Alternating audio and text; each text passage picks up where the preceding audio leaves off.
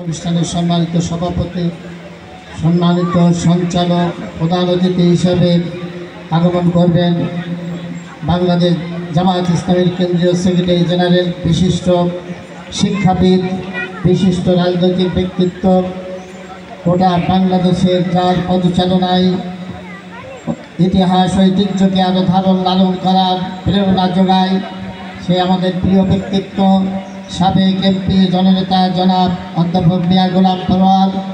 বিশেষ অতিথি হিসাবে উপস্থিত আছেন বাইকেসার কয়দার গণমানুষের জননন্দিত নেতা, আগামী দিনের জাতীয় সংসদ সদস্য পদপ্রার্থী জননেতা জনাব আলহাজ হযরত মাওলানা আবুল কালাম আজাদ। পরম শ্রদ্ধেয় সম্মানিত অতিথিবৃন্দ, আমার সামনে ভূমিষ্ঠ উপস্থিত ভাই বোনেরা, আসসালামু আলাইকুম রহমতুল্লাহ। আমরা আজকে একটি মিলন মেলায় উপস্থিত হয়েছি। মানবতা, মৈত্রী এবং ঐক্যবদ্ধ সংহতির পরিবেশ সৃষ্টি করার জন্য জাতির একটি অন্তর্নিহিত শক্তি আমাদের মধ্যে যোগায়। আমরা এই মৈত্রী, সংহতি, শান্তি এবং সমাজ কল্যাণমূলক কাজের মাধ্যমে আমাদের এই উন্নয়ন ফর্মকে আমরা এগিয়ে নিয়ে যেতে চাই।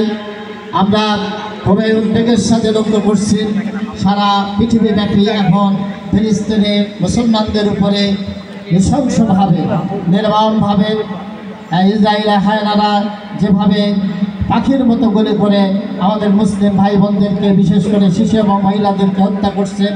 আমরা আজকের এই উন্নয়ন ফরমের এই ঈদের পুনর্মিলন অনুষ্ঠান থেকে তাদেরকে ধিক্কার জানাই। আমাদের এর থেকে শিক্ষা গ্রহণ করতে হবে, আমাদের কাজকে উজ্জীবিত হতে হবে।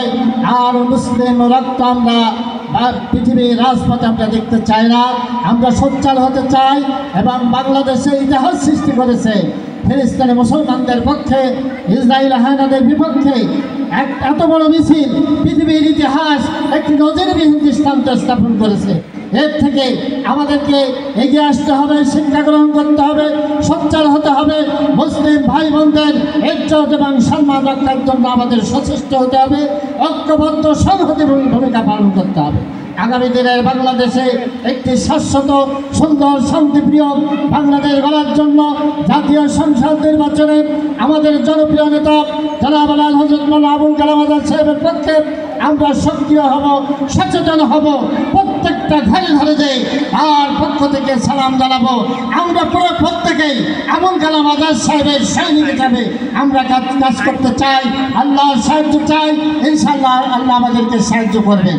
আমরা আপনাদের মাঝে আমি বিনীতভাবে অনুরোধ করতে চাই, আমাদের আলামিন ট্রাস্টের সম্মানিত চেয়ারম্যান জনাব অ্যাডভোকেট লিয়াকত আলী সাহেব একটা আবেদন করেছেন। আলামিন ট্রাস্ট মানবতার সেবার জন্য, সমাজ কল্যাণমূলক কাজে 1990 সাল থেকে প্রতিষ্ঠিত হয়ে আজকে একটি অবস্থানে দাঁড় করিয়েছে।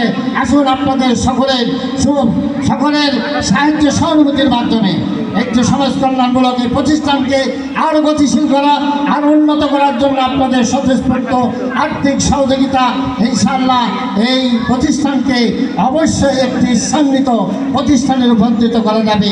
সকলকে ধন্যবাদ দিচ্ছি। আগামী দিনে বাংলাদেশ গড়ার জন্য বাংলাদেশ জামায়াত ইসলামের পক্ষে সোচ্চার আন্দোলনের ভূমিকা, সক্রিয় ভূমিকা পালনের দায়িত্ব আহ্বান জানাই আমি আমার সংক্ষিপ্ত কথা শেষ করছি। আখির দাওয়ানা আলহামদুলিল্লাহি রাব্বিল আলামিন।